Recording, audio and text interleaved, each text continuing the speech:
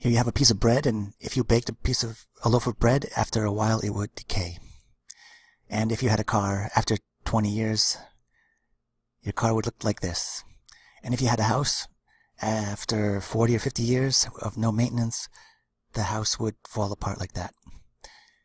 All wealth decays, and this is true of gold. If I gave you 1,000 pieces of gold, you would still need to buy a safe and insurance and put the gold in a safe place. All that is called warehousing costs.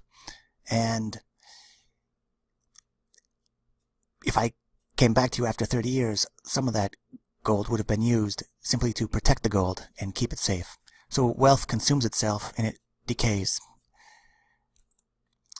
Now, with that lesson, we should apply it to debts.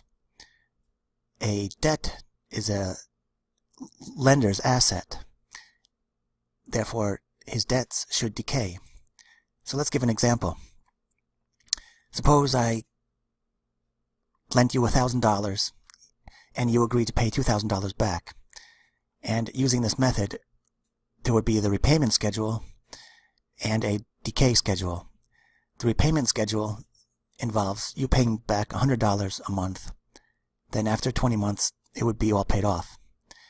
At the same time, there would be a decay schedule where, let's say, the debt itself decays at $20 a month, so that after 100 months, the debt totally expires. Now here you can see, suppose you had a problem paying the debt itself would still decay. This is the opposite of what we have today involving usury, where the interest and the fees just spiral out of control, and you won't be able to pay off the debt, most likely, and you'll be forced into bankruptcy. Here, with this method, the debt keeps decaying until it matches your ability to pay. And then once you've reached that point, your debt will go away. So, you learned that wealth decays, that we should account for the decay of debts, and debts in the long run should self-expire. So which economy would work? One that sheds its debts, or one where the debts simply spiral out of control and skyrocket? Well, it's pretty self-evident. Now, where are we? In the Western world, we're loaded with debts. The debts require taxes to pay off. Then there's higher taxes. Then this produces a recession. Then there's austerity cuts that cut essential services, including things like border protections, border controls. This allows an invasion to come in, and in the long run, that means you're taken over and you're into a dark age.